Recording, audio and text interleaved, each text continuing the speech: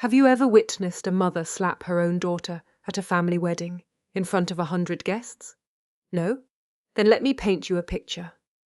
You're at your sister's wedding, 200 guests, barristers, judges, solicitors, London's most polished elite, all watching, and your mother has just handed you a stack of legal documents on stage, demanding you sign over your £2 million Canary Wharf penthouse as a wedding gift to your sister. You say no, and her palm connects with your face so hard that your earring flies across the marble floor. That was my reality. The 15th of March, 2024. They expected me to cry, to apologize, to crumble the way I always had. Instead, I picked up my earring, walked out, and made one phone call. 1 hour later, a woman walked into that reception hall. When my mother saw who it was, she began screaming, because the person she'd spent 3 years telling everyone was confused and losing her mind had just arrived with a solicitor and proof of everything she'd been hiding. Before I go any further, please do hit like and subscribe, but only if this story truly resonates with you, because this one is very close to my heart. Now let me take you back 3 years to where it all began. The call came on a Tuesday evening in March 2021. I was sitting in my studio flat in Peckham, eating leftover pad thai and reviewing blueprints for a client's kitchen renovation, when my grandmother's name lit up my phone screen. "Paige, sweetheart," said Eleanor Whitmore, her voice steady and precise as it had always been. "I need to tell you something, and I need you to listen carefully." My grandmother had been a professor at University College London's Faculty of Laws for 29 years before retiring. She didn't waste words. So when she told me she was updating her will and leaving me her penthouse at Harbourside Court in Canary Wharf, the one she'd purchased in 2015 for £1.6 million, now valued at just over £2 million, I set down my chopsticks and gave her my full attention. "Why me?" I asked. Not because I didn't want it, because I genuinely didn't understand. "Because you're the only one who visits," she said simply. "Every Sunday for 10 years, Paige, while your mother sends Christmas cards and your sister sends nothing at all. You bring me tulips because you remember they're my favourite. You sit with me when I have nothing interesting to say." I felt the back of my throat tighten. "The paperwork will be finalised next month. Jonathan Marsh is handling everything. He's been my solicitor for 22 years. She paused. "Your mother will not be pleased." That, as it turned out, was the understatement of the decade. The news leaked to my family within weeks. To this day, I don't know how. Perhaps someone at Jonathan's firm mentioned it in passing, or perhaps word travelled through the inns of court the way it always does in London's legal circles. Quietly, efficiently, and without mercy. All I know is that by April 2021, my mother had organised what she called a family discussion at her townhouse in Kensington. I remember walking into that sitting room and seeing how they were arranged. My father, Geoffrey, in the wing-back armchair by the fireplace. My mother, Victoria, on the chaise longue. My sister, Claudia, perched on the arm of the sofa as though she were posing for a portrait. They'd arranged themselves like a tribunal. Paige. My mother's voice was honey over broken glass. "We need to talk about your grandmother's condition, her condition." I sat down on the only empty chair, a straight-backed dining chair that faced all 3 of them, and folded my hands in my lap. "She seems perfectly fine to me. She's clearly not thinking straight." Victoria crossed her ankles, her Cartier bracelet catching the lamplight, leaving a £2 million property to 1 grandchild and excluding everyone else. That is not the behaviour of a rational woman. "She's not excluding anyone," I said. "She's giving me something she wants me to have. That's her right." Claudia let out a small theatrical sigh. "This is so unfair. I've always loved Gran. I just don't have time to visit the way you do. I have a career. I have a life. You have a trust fund and a fiancé with a yacht," I thought. But I didn't say it. the fair thing to do. My father spoke for the first time, his barrister's voice, measured and considered, would be for you to decline the inheritance, or at the very least, agree to sell the property and divide the proceeds equally among the family. I stared at him, Geoffrey Whitmore, who hadn't asked me a single question about my life in years. Geoffrey Whitmore, who had missed my graduation ceremony from the University of the Arts because of a scheduling conflict that turned out to be a corporate golf day in Surrey, that Geoffrey Whitmore was now lecturing me about fairness. "I'm not declining anything," I said, "and I'm not selling anything. Gran made this decision because she wanted to. If you have a problem with it, take it up with her." The temperature in the room dropped by 10 degrees. Victoria's smile vanished. "Then I hope," she said, her voice perfectly controlled, "that you're prepared for the consequences of being so selfish." The consequences came swiftly. By the summer of 2021, I had been quietly removed from the family group chat. I found out about Claudia's engagement party through an Instagram post, a photograph of her surrounded by cousins and family friends, champagne flutes raised at the Shard's private events floor. The caption read, "Future Mrs. Hartley," 3 diamond emojis and 14 comments gushing about the ring. No one had told me. No one had invited me. When I rang my mother about it, she said breezily, "Oh, we assumed you wouldn't want to come. You've been so terribly busy with your little decorating business." My little decorating business was a licensed interior design studio with 14 active clients and a revenue that had nearly doubled in the past year. But to Victoria Whitmore, anything that wasn't a silk gown at a law society dinner or a wealthy husband waiting at the other end of the aisle was simply a hobby, something to pat me on the head about before changing the subject. The worst part wasn't the exclusion. It was the story that grew up around it. Victoria began telling anyone who would listen that I had manipulated Gran. I overheard her at a neighbourhood gathering, one I'd turned up to uninvited, naively hoping things were better than they were. Paige visited her constantly, she told a woman whose husband was a High Court judge, turned her against the rest of the family. You know how vulnerable elderly people can be. She painted me as a predator, a schemer, the ungrateful daughter who had exploited a confused old woman for financial gain, and through all of it I said nothing publicly. I made no scenes. I thought that if I kept my head down, if I just got on with things, eventually the storm would pass. I didn't understand yet that my silence was precisely what she was counting on. What I also didn't understand was why Gran had moved into Ashbourne House, a luxury care residence in Richmond, in late 2021. She told me she wanted peace and quiet. She told me she was tired of the drama. But sometimes when I visited on Sundays, I caught something in her eyes, a flicker of something that looked almost like fear. "Gran," I asked once, setting down our tea things, "did something happen between you and Mum?" She looked out the window at the manicured gardens for a long moment. The silver birch trees were bare, and the Thames glinted dully through the gaps in the hedge. "Some things are better left alone," she finally said. "At least for now. I let it go. I shouldn't have." 3 years would pass before I understood what she was hiding, and why she had chosen to hide it. December 2023. 3 months before the wedding that would change everything. I was in my studio on a Friday afternoon, reviewing textile samples for a townhouse project in Islington, when the post arrived. Among the invoices and a furniture catalogue was an envelope of heavy cream card stock, my name written in calligraphy so elaborate it took me a moment to decipher it. Inside was a wedding invitation, Claudia Whitmore and Oliver Hartley. Saturday, 15th March 2024. The Savoy, London. Black tie. For a full minute I simply stared at it. After 2 years of being treated like a ghost, no Christmases, no birthdays, no passing texts, they were inviting me to the wedding. My phone rang that same evening. "Paige, darling." Victoria's voice was warm, almost affectionate.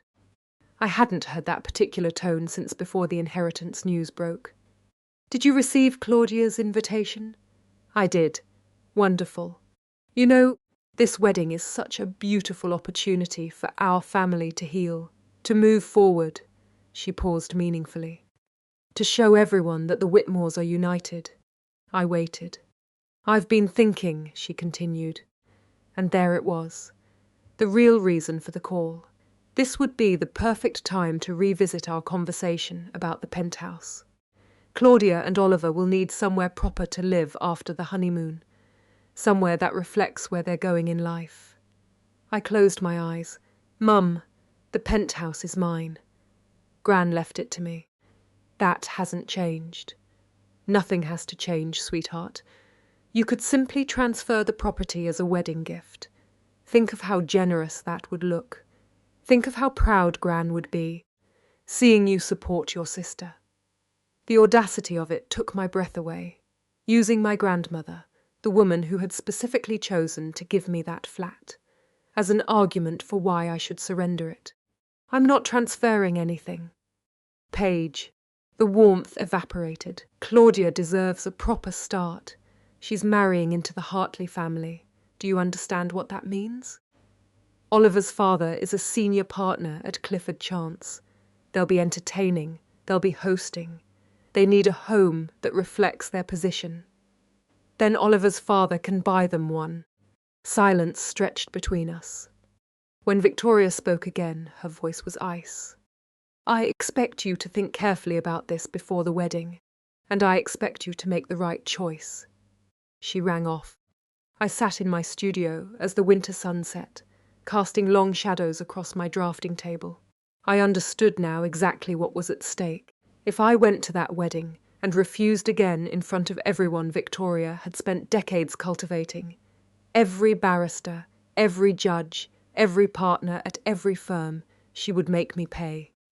She would tell every guest that I was the selfish, ungrateful daughter who'd ruined her sister's wedding day. She would weaponize all of London's legal establishment against me. My reputation, my studio, my future commissions, so many of which came through word of mouth in precisely those circles. But if I didn't go, that would be its own kind of surrender, proof that I was too ashamed to face them. Proof that I had something to hide. I considered not attending. I really did. But something in me refused to be pushed out again. I had done nothing wrong. I had accepted a gift from someone who loved me.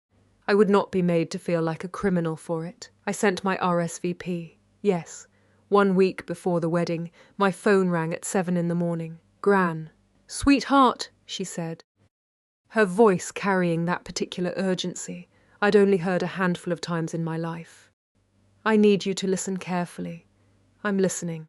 If something happens at that wedding, and I believe something will, I want you to call Jonathan Marsh immediately. The number is 0207 441 881 Can you write that down?" I reached for a pen. "Gran, what are you talking about? What's going to happen?" "Your mother thinks I don't know what she's planning. She forgets that I was practicing law before she was born." Eleanor's voice was steady, but I heard the steel beneath it. "I've prepared everything. Jonathan has all the documents. If you need them, they're ready." "Documents? What documents?" "Just remember the number. And remember," she paused, "that I love you. Whatever happens, I love you." She rang off before I could ask anything more. I saved Jonathan's number in my phone, not quite understanding why my hands were trembling. I wouldn't understand until I walked through the doors of the Savoy and saw what was waiting for me. The 15th of March, 2024. The Savoy's Lancaster ballroom was breathtaking. White peonies and trailing eucalyptus cascaded from towering centerpieces. A 12-piece string quartet played Vaughan Williams in the far corner.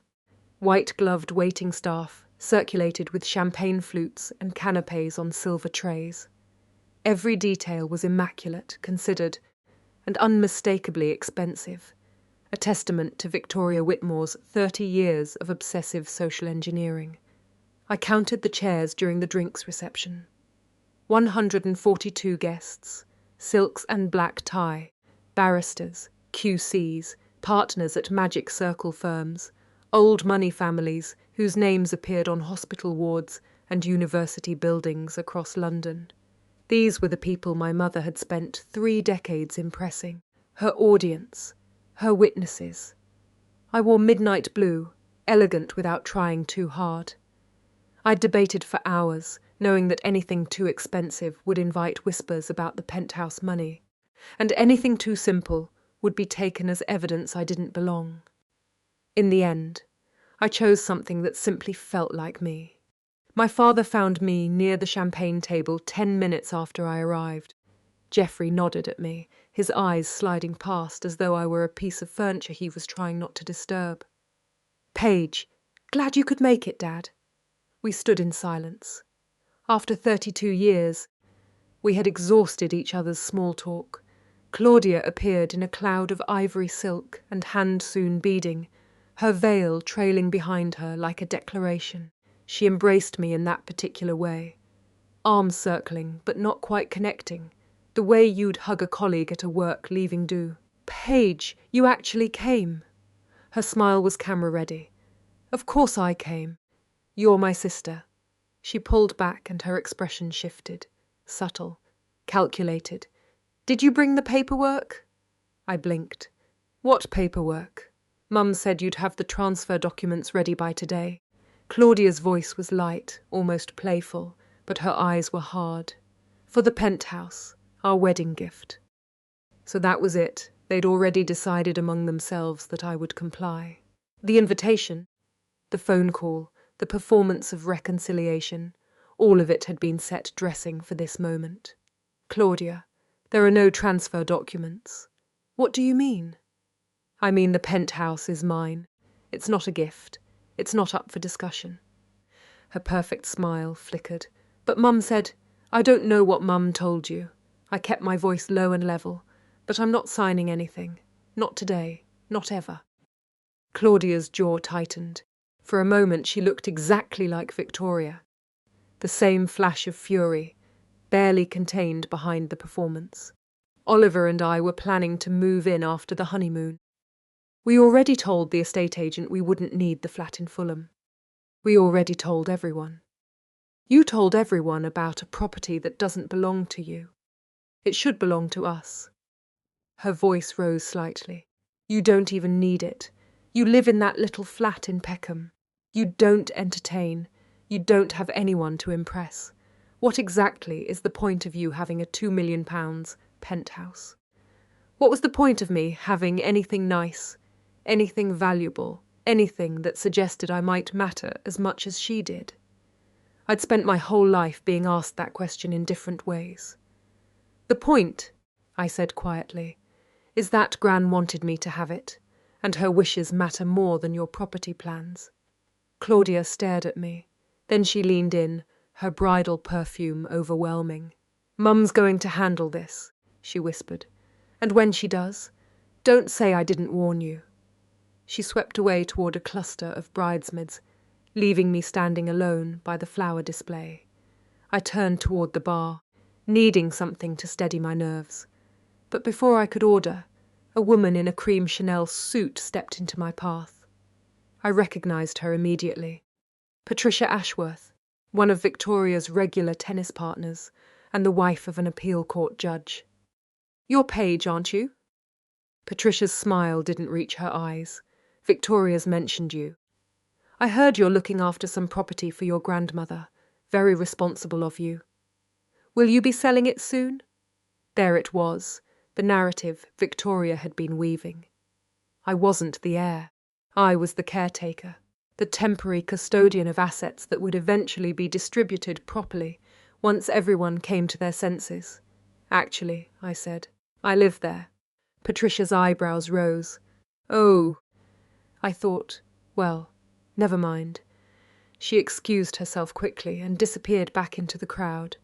I stood alone in that sea of silk and judgment, understanding finally the full scale of what I was up against. Victoria had been preparing this battlefield for years. Every conversation, every dinner party, every carefully placed remark in the right ear, all of it was groundwork.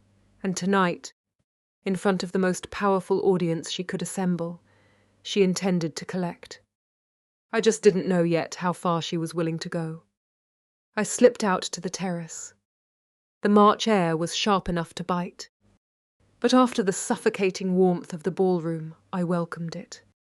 I leaned against the stone balustrade, looking out over the embankment and the dark Thames below, and tried to slow my breathing. That's when my phone buzzed. Gran, I answered immediately. Hello, my darling girl. Her voice was calm, almost too calm.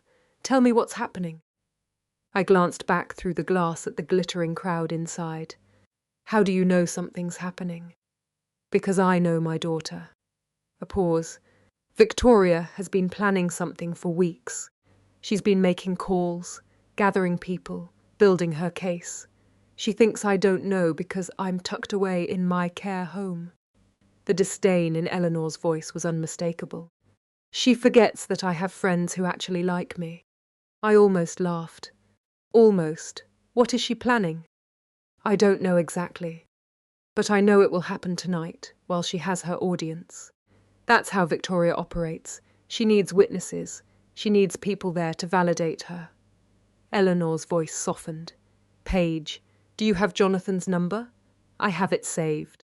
If anything happens, anything at all, ring him immediately. He's expecting your call. He has everything ready.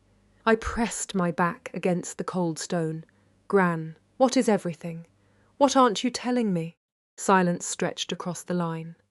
6 months ago, Eleanor finally said, your friend Daniel came to visit me. Daniel Holt. We'd been close since our first year at UCL. He was a journalist now, working the investigations desk at The Guardian. He'd mentioned months ago that he was looking into some irregular property transactions in the southeast.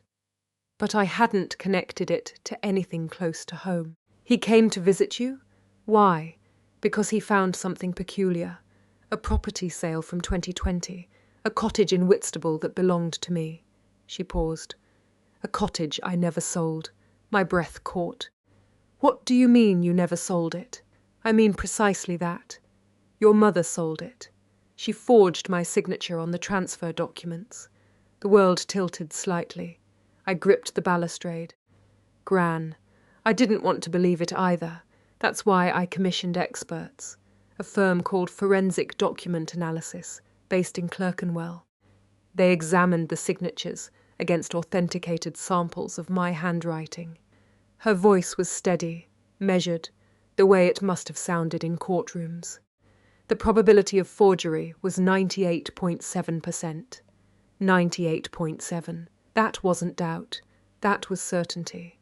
Why didn't you tell me? Why didn't you go to the police? Because she's my daughter. Eleanor's voice cracked just slightly before she steadied it. Because I hoped, I still hope, somewhere very small and foolish inside me, that there might be some explanation, something I'd missed. But we both knew there wasn't. That's why you moved to Ashbourne House, I said, the understanding flooding through me. Not because you wanted peace and quiet. Because you couldn't trust her. I couldn't trust her, and I couldn't prove anything without destroying everything. So I removed myself. I protected what I could protect, the penthouse, my remaining assets, and I waited. Waited for what? For Victoria to make a mistake. Eleanor's voice hardened. Tonight might be that mistake. If she pushes too far, if she exposes herself publicly, then Jonathan has everything he needs to respond. The forensic report, the original transaction documents, witnesses who can confirm my whereabouts in September 2020. She paused. I was at St. Thomas's Hospital for 5 weeks recovering from a broken hip. I couldn't have signed anything. I couldn't even hold a pen. I closed my eyes. My mother hadn't just tried to manipulate me.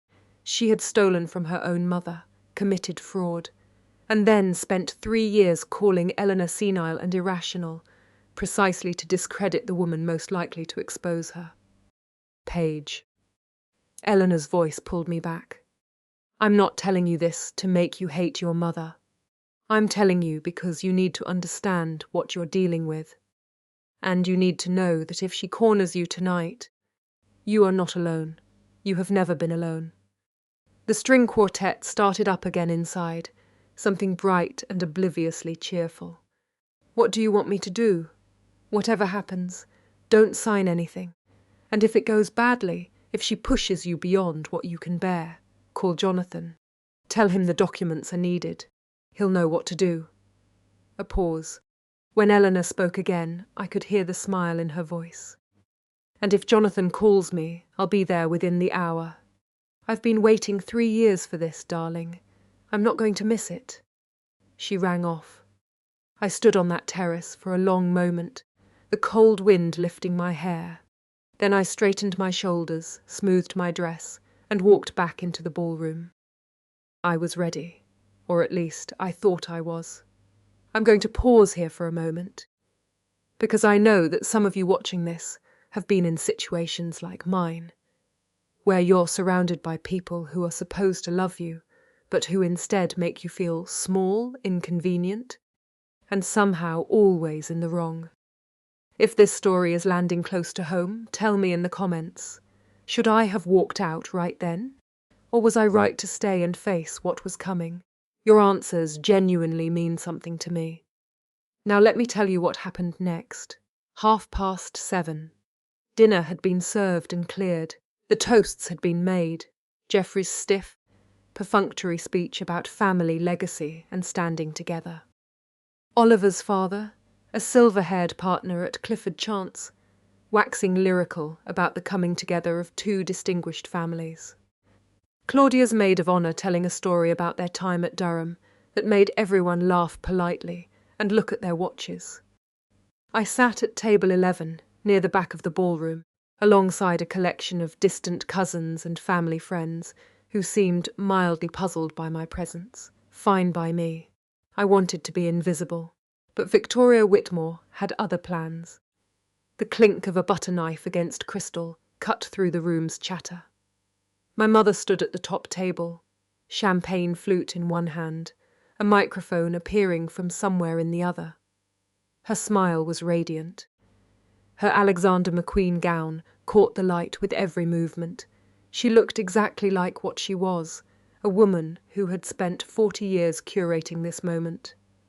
If I could have everyone's attention, she said, her voice warm and theatrical, I'd like to take a moment for something very special, a little family tradition that Claudia has asked me to help with. The first prickle of warning crept up the back of my neck. As many of you know, the Whitmore family believes in taking care of one another. We support each other. We make sacrifices for each other.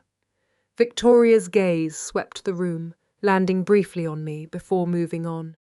And tonight, in the spirit of that love, I'd like to invite my eldest daughter, Paige, to join me up here. 142 pairs of eyes turned toward table 11. I didn't move. Paige, sweetheart. Victoria's voice carried a note of gentle encouragement that was purely performance. Come on up, darling, don't be shy. What choice did I have? If I refused, I was the difficult one. The ungrateful one. The sister who ruined the wedding with her stubbornness. I could already feel the shift in the room, the polite curiosity hardening into expectation. I stood.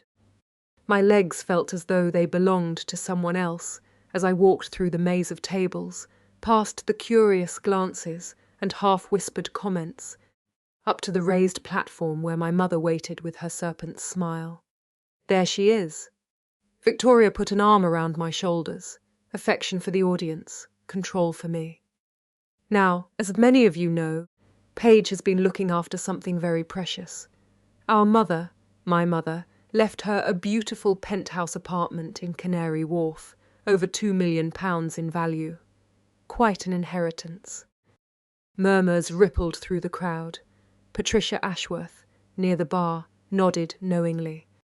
Paige has been keeping it safe, Victoria continued, waiting for just the right moment to share it with the family.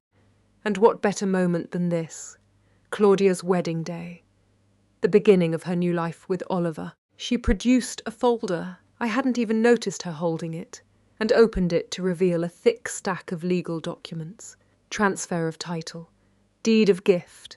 My name already typed in the signature lines. All Paige needs to do is sign. And this wonderful gift will help Claudia and Oliver begin their marriage in a home that truly reflects their future. The room applauded. They actually applauded. As though this were a heartwarming moment. As though I were about to perform an act of generous sisterly love, rather than be publicly coerced into surrendering my inheritance in front of 142 witnesses. Mum. My voice came out quiet but steady. I'm not signing this. Victoria's smile didn't waver. Don't be nervous, sweetheart. It's just paperwork. It's not just paperwork. It's the flat Gran left to me. Not to Claudia. Not to the family. To me. The applause died. The silence that replaced it was deafening. Paige. Victoria's grip on my shoulder tightened. Her voice dropped, but the microphone still caught every syllable. Let's not make this difficult. I'm not making it anything. I'm telling you no. Claudia appeared at the edge of the platform, her face a mask of wounded innocence. The performance of a woman who had been rehearsing this moment. Paige, you're really going to do this? On my wedding day? Claudia, I didn't ask to be called up here. I didn't ask to be put on display. We knew you'd be selfish, she said, her voice rising.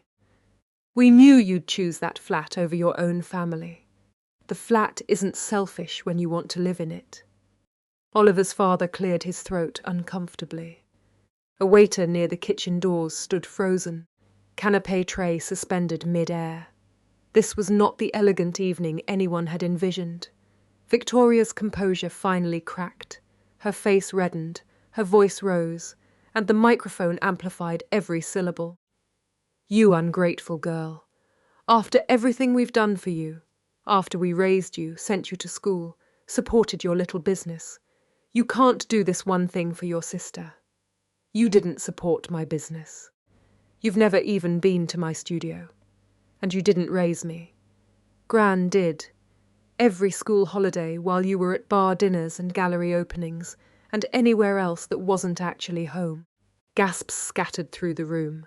I'd said too much. I knew it, but I couldn't stop.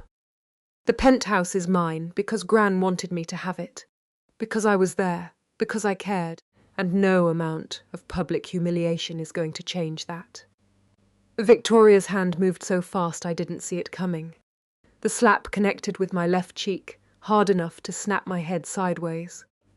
My silver earring, the one Gran had given me for my 30th birthday, tiny pearl drop on a delicate chain, flew from my ear and bounced across the marble floor with a sound like a small bell. The room went absolutely still. For a moment I stood perfectly motionless. My cheek burned. My vision blurred at the edges. I could feel every pair of eyes in that ballroom fixed on me, waiting. What I did was breathe. I bent down. I picked up the earring. It was slightly bent, but not broken.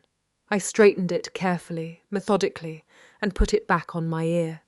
Then I looked at my mother. That's the last time you touch me, I said. My voice didn't shake. I was proud of that. I turned and walked off the platform, through the tables, past the whispers and the stares and the string quartet that had stopped mid-phrase, through the double doors of the Lancaster ballroom, and out into the corridor beyond. I didn't run. I didn't cry. I found a quiet alcove near the concierge desk, pulled out my phone, and dialed the number I'd saved a week ago. It rang once, Jonathan Marsh's office. This is Paige Whitmore, I said. My voice was calm, steady, certain. Please tell my grandmother that the documents are needed. Understood, Miss Whitmore. She'll be there within the hour. I hung up. I sat down on a velvet bench, pressed my fingers to my stinging cheek, and waited. 1 hour. That was all. 1 hour until everything changed. 8:45. I was still sitting on that velvet bench, when the main entrance of the Savoy opened and my grandmother walked in. Eleanor Whitmore was 79 years old. She moved with a cane now, her pace slower than the woman who had marched me through the British Museum every summer holiday of my childhood.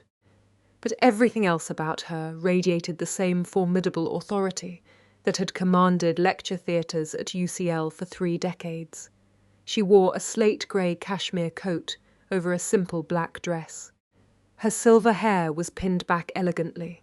Beside her walked Jonathan Marsh, late 40s, wire-rimmed glasses, charcoal suit, carrying a leather briefcase that looked like it contained the weight of the world. Gran. I stood up, and for a moment my composure simply gave way. You came. She crossed the lobby and took my face in her hands, examining my cheek with eyes that missed nothing. The same eyes that had seen through 3 decades of students, trying to bluff their way through seminars. She hit you. Yes. Eleanor's jaw tightened.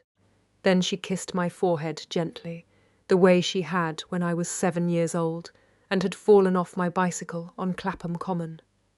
Then let's finish this, she said. We walked into the ballroom together. The wedding was in chaos.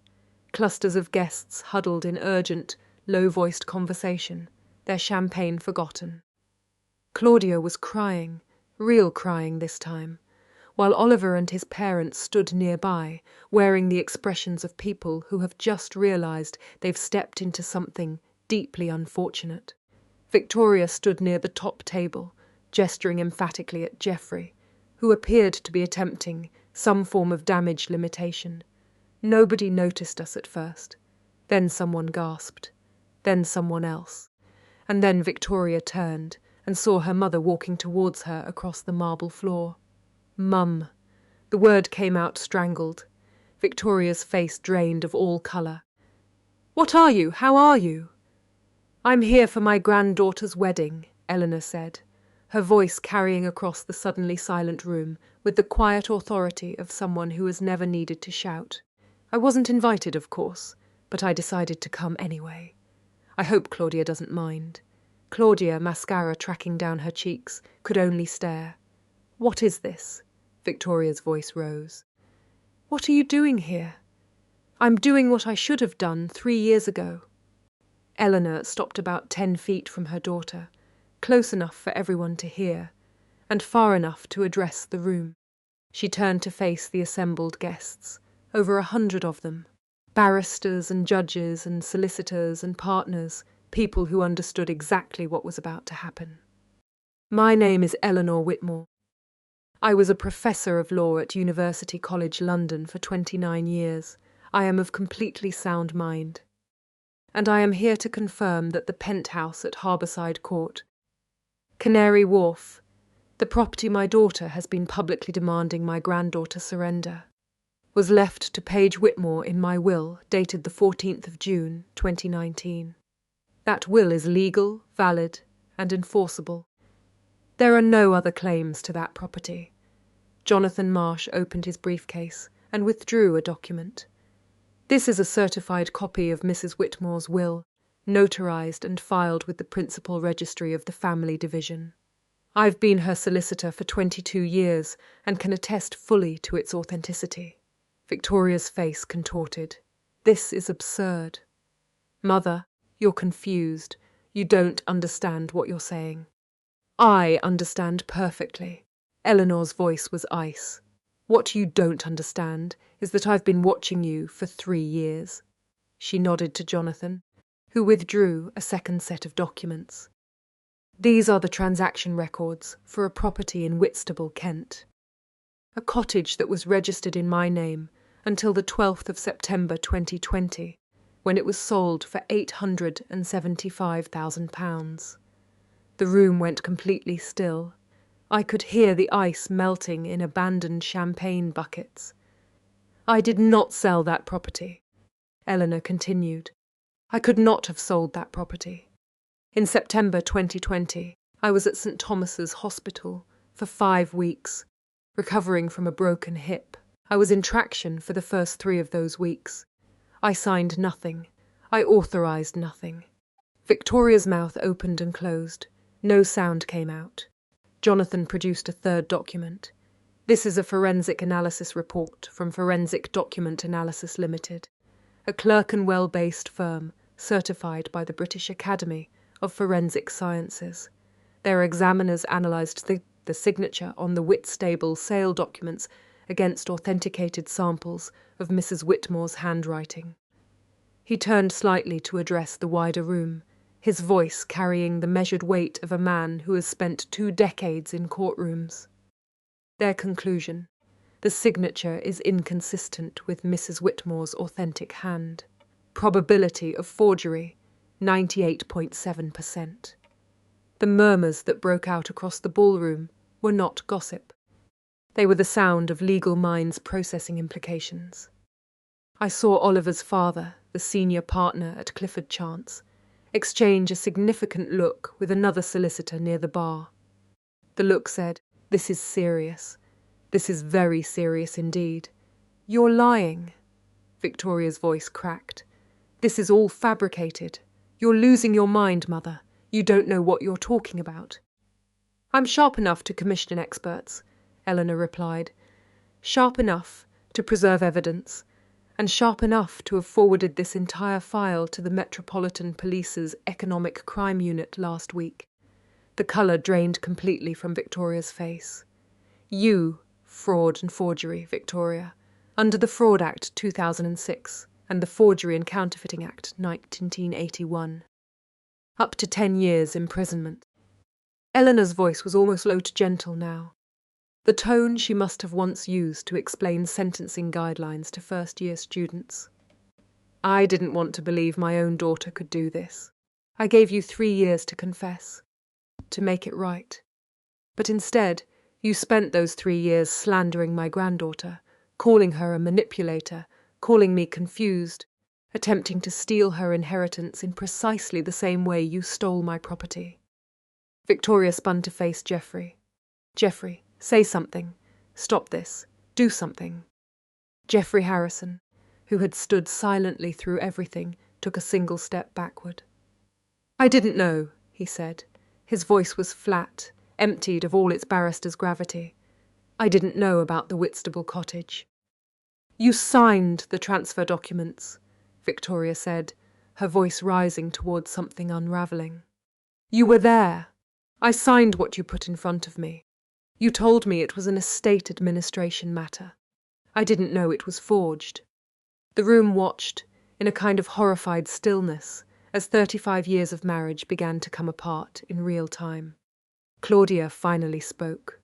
Her voice was small and broken, stripped of every performance.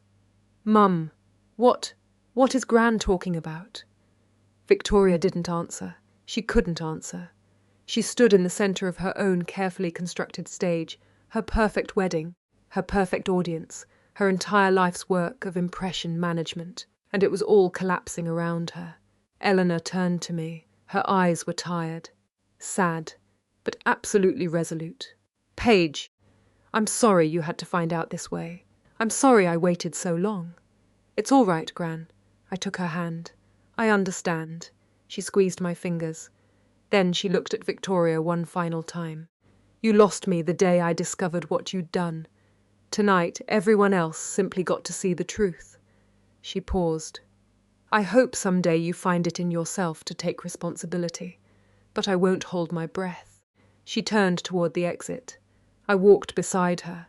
Behind us, I heard Victoria begin to scream. Incoherent denials, accusations aimed at no one, demands that someone do something, say something, make this stop. I heard Oliver's parents say something clipped and final to Claudia. I heard the low roar of 142 people processing what they had just witnessed. I didn't look back, not once. I need to pause here for a second.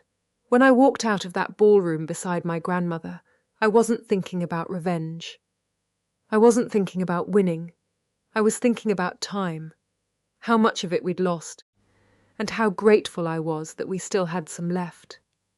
If you've ever had someone in your life who believed in you when nobody else did, drop their name in the comments. They deserve to be celebrated. And if you want to hear how all of this played out, make sure you're subscribed.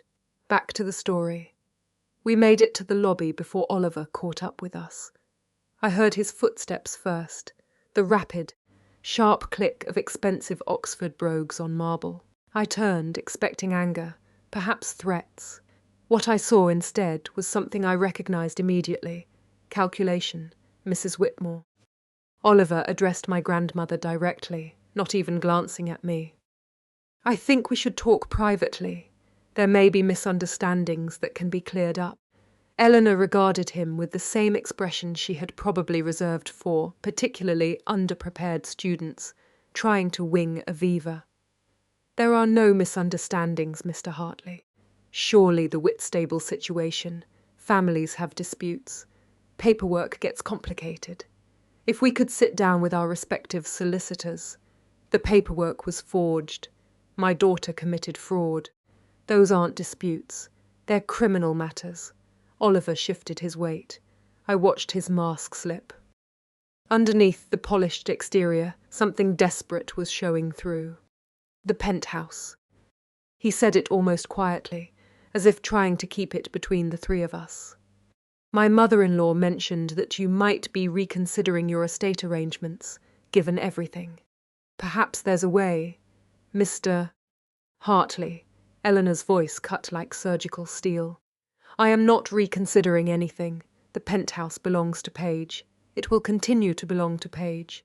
And if you're asking whether I intend to direct my remaining assets toward a granddaughter who just married a man willing to corner an elderly woman in a hotel lobby, the answer is categorically no.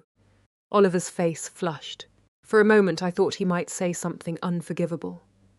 Instead, Eleanor smiled, that particular smile of hers that had, by all accounts, made some very experienced barristers deeply uncomfortable. You married the wrong Whitmore, young man. And frankly, given what I've witnessed of your character this evening, Claudia is entirely welcome to you. She turned away from him without another word. Jonathan stepped forward, positioning himself quietly between Oliver and us. I'd strongly advise you to return to your reception, Mr. Hartley. Anything you say at this point could be relevant to ongoing proceedings. Oliver Hartley, son of a senior partner at one of London's most prestigious firms, suddenly looked very young and very frightened. He retreated without another word. We stepped out into the cold March night. The air smelled of coming rain, and the lights along the embankment cast golden reflections on the Thames. Somewhere across the river, a boat was passing. London at night, indifferent and beautiful as always. Gran, I said, my voice catching. I'm so sorry about all of this. The scene, the wedding, everything. She patted my arm. Don't be sorry. I've been waiting 3 years to say those things. It felt extraordinary. Despite everything, I laughed. It came out raw and broken, but it was real. What happens now? Jonathan answered, his voice measured and professional. The Metropolitan Police's Economic Crime Unit will proceed with their review. Mrs. Whitmore has provided substantial documentation. Whether charges are brought will depend on their investigation, but the evidence is compelling. And Mum? Eleanor's face softened.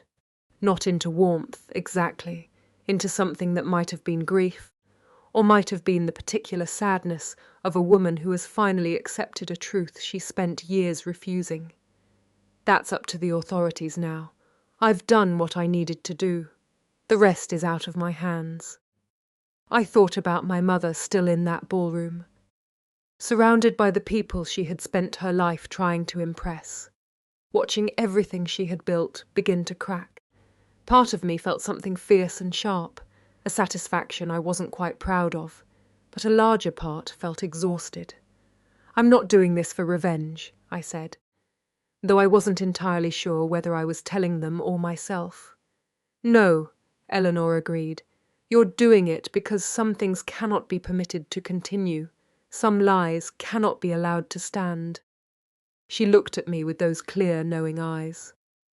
There's no cruelty in telling the truth, Paige. There's only clarity. A black cab pulled up at the curb. Jonathan had arranged it while we were inside. "I should get your grandmother home," he said. "It's been rather a long evening." Eleanor waved a dismissive hand. "I'm not fragile, Jonathan. But yes, I am tired." She turned to me. "Come and visit tomorrow. We have a great deal to talk about, and I want to hear how the design studio is going. Really hear it, not the polished version." "I'll be there." She hugged me. A real hug. The kind that has weight and warmth, and no performance in it at all. I held on longer than I probably should have. "I love you, my sweet girl," she murmured into my shoulder. "I love you too, Gran." She climbed into the cab with Jonathan's help. I watched it pull away along the Strand, its red tail lights disappearing into the London night. I stood alone on the pavement for a long moment. My phone buzzed. A message from Daniel Holt. "Just saw something odd on the legal wires. A source at the Inns is already talking." "Was that tonight?" I typed back. "I'll explain everything later. Thank you for going to see her. Thank you for all of it." Another message from a number I didn't recognize. "Paige, it's Harriet Lowe from Lowe and Partners Solicitors. We were at the wedding this evening. I owe you an apology. I've believed things I shouldn't have for far too long. If you'd ever consider discussing a design commission for our new offices in Holborn, please do ring me. No pressure at all." I stared at the screen. Harriet Lowe, one of the women I'd seen murmuring with Patricia Ashworth during cocktail hour, now sending apologies. I wasn't sure whether I'd call her, but I saved the number. Then I put my phone away, pulled my coat tighter against the cold, and walked toward the car park. For the first time in 3 years, I felt as though I could breathe. The fallout was swift, and in its way, precise. 2 weeks after the wedding, Victoria Whitmore was contacted by the Metropolitan Police's Economic Crime Unit and asked to attend a voluntary interview at New Scotland Yard regarding the Whitstable property transaction. The interview lasted 4.5 hours. When she left, according to what Jonathan later told me with characteristic understatement, she looked considerably older than when she had arrived. Her solicitor, a colleague from her local tennis club who had originally agreed to represent her, withdrew from the matter within days, citing a conflict of interest. The real reason, I suspected, was that he had seen the documentation and had no interest in presiding over a lost cause. Or perhaps several of the mutual acquaintances he shared with Victoria had made clear that continued involvement would be professionally unwise. My father moved to a serviced flat in Marylebone on the 28th of March. Even in crisis, Geoffrey Whitmore maintained his sense of appropriate address. He released a brief statement through a family friend, confirming that he was taking time to reflect on recent revelations and had no prior awareness of any improper transactions. Whether anyone believed him was a separate matter. His name appeared on the transfer documentation. Claiming ignorance only carries weight when the people hearing it are inclined to give you the benefit of the doubt. After 30 years of standing silently beside Victoria, at every dinner, every event, every social occasion, Geoffrey had drawn down most of that goodwill long ago. Claudia and Oliver postponed their honeymoon indefinitely. I heard through a cousin that Oliver's father had advised against international travel until the family's legal exposure was better understood. The dream of moving into my penthouse was, of course, dead. The social consequences unfolded more quietly, but no less thoroughly. On the 3rd of April, Victoria received an email from the trustees of a charity she had co-chaired for 15 years. A legal education foundation whose annual fundraising dinner was one of the highlights of London's legal calendar. The subject line read, "Your involvement in this year's event." The body was brief, corporate, and devastating, given ongoing matters requiring legal resolution. Her participation in the forthcoming dinner was under review pending further developments. She was, in short, disinvited. The Bar Standards Board opened a conduct inquiry following formal complaints submitted by 3 barristers who had attended the wedding. The complaints didn't allege anything Victoria had done to them specifically. They alleged conduct unbecoming of a member of the legal profession. The inquiry was ongoing. On the 10th of April, a brief item appeared in the Guardian's law section, written by a journalist whose byline I recognised from Daniel's team.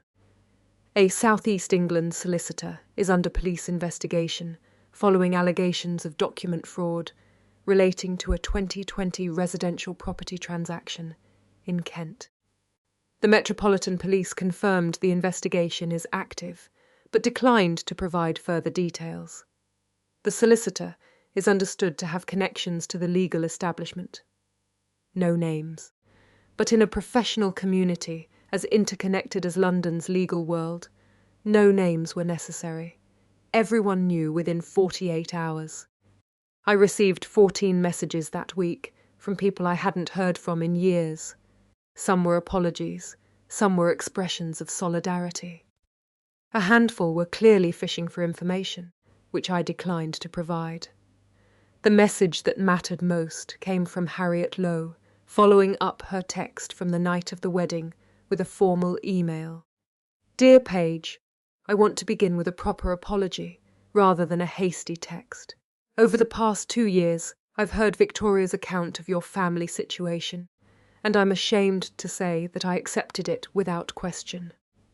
Watching what actually happened at the wedding, watching how you conducted yourself with such composure, under circumstances that would have broken most people, made me deeply ashamed of my own credulity. I don't expect forgiveness, and I'm not offering this as a transaction, but I would like to extend something concrete. Our firm is in the process of redesigning our conference suite and client reception area in Holborn. It's a substantial project, and we're looking for a designer who understands professionalism, discretion, and considered taste. If you would be open to a preliminary conversation, I would be grateful. Please say no if you'd prefer not to. Either way, I'm sorry. I sat with that email for 3 days. Part of me wanted to decline on principle, to refuse anything connected to Victoria's social world. But another part of me recognised that Harriet Lowe was not Victoria. She was someone who had been deceived, who had believed those deceptions, and who was now making a genuine attempt at something. Not absolution, amends. I took the meeting. The project was substantial. A complete redesign of 2 conference rooms, a client waiting area, and the principal reception space of a mid-sized law firm. Budget, £74,000. Timeline, 4 months. It was the largest single commission I had ever been offered. By May, I had received inquiries from 2 further firms whose partners had been at the Savoy that night. Word was moving through the professional network, not just about Victoria's downfall, but about my work.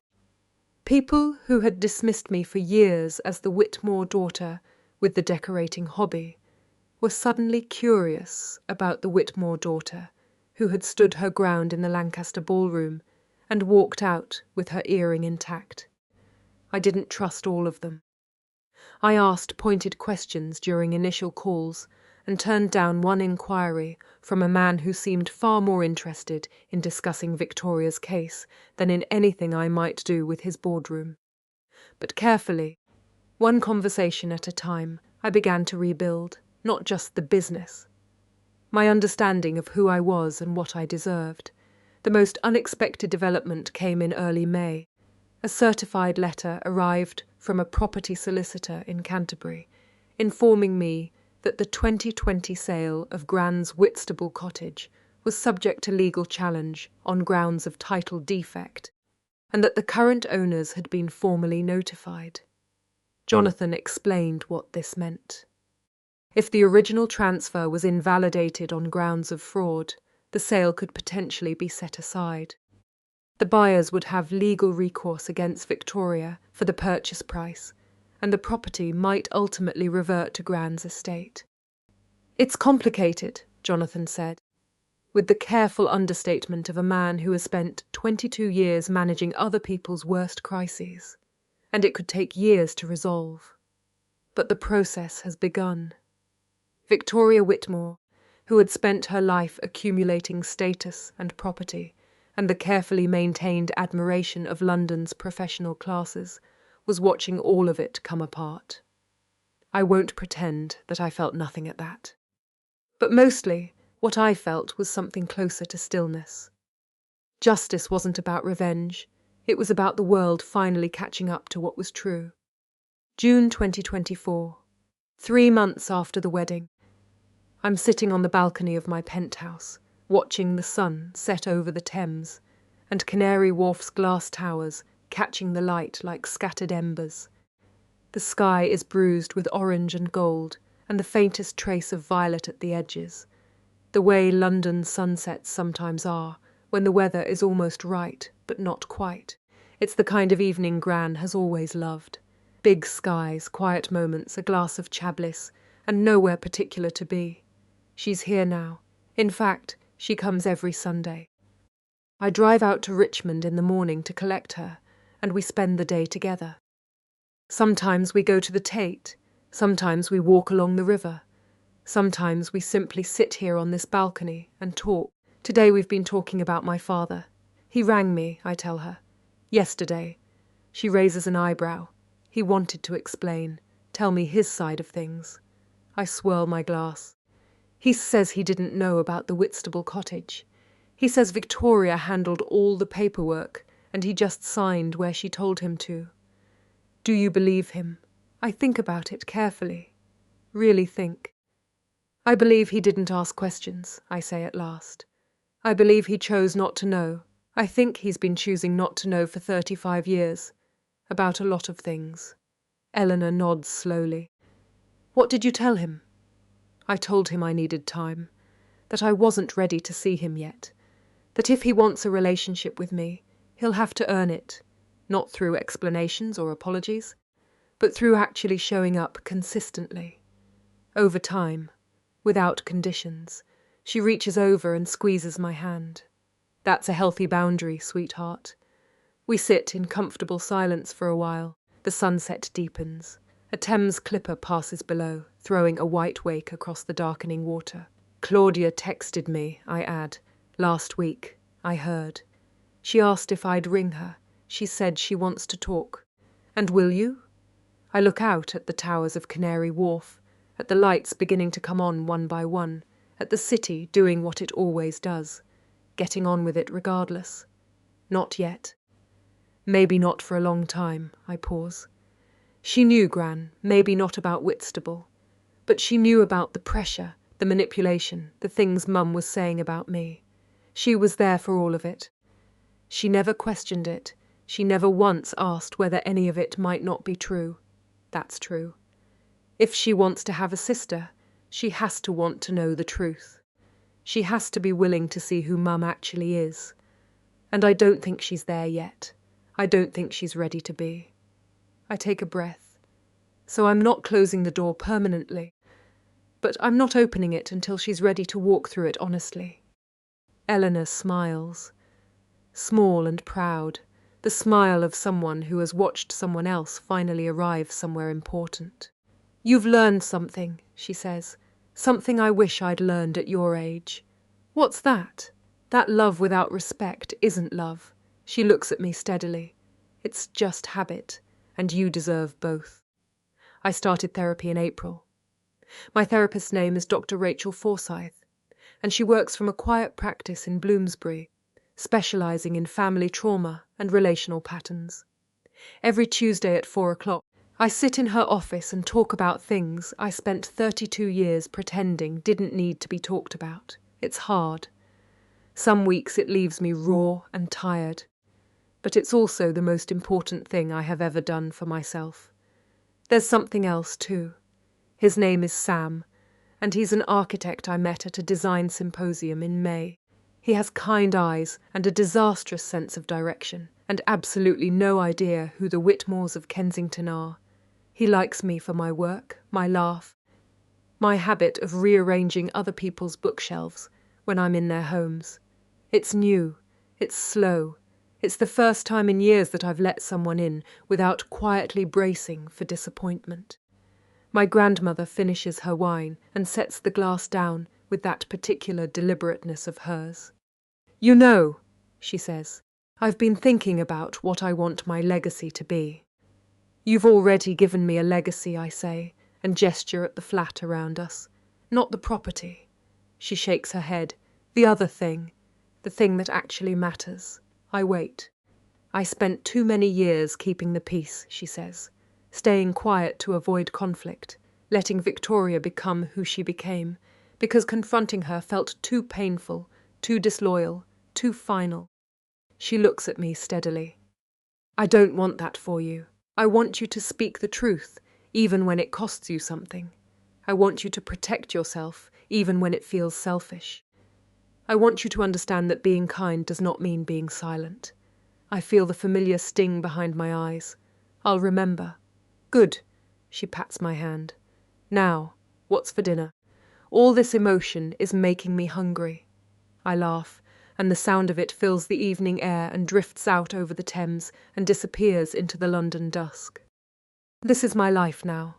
A flat that is genuinely, legally, completely mine. A grandmother who loves me without conditions. A studio that is growing. Boundaries that hold. A future I am building one honest choice at a time. If you're watching this, and perhaps you're in a situation where the people who are supposed to love you instead expect you to shrink yourself for their comfort. Perhaps you've been told that protecting yourself is selfish. Perhaps you're wondering whether you're allowed to want more, to want better, to want something that actually fits you. You are. You're allowed. Being kind to yourself is not the opposite of being kind to others. It is the foundation. Thank you for staying until the end. If this story reminded you that you are worthy of respect, that your boundaries are not a character flaw, that the truth is worth telling, even when it costs something, then leave a comment. Tell me your story. I genuinely want to hear it. And please do take care of yourselves. Thank you so much for watching all the way through. If it helped you remember, even for a moment, that saying no doesn't make you a bad person, that you don't have to earn your place in your own family, then this was worth telling. Hit like and subscribe if you'd like more stories about family, boundaries, and finding your way through. Check the description for more from Serene Drama Stories. And until next time, protecting your peace is not a crime. It is a necessity. Take care. I'll see you soon.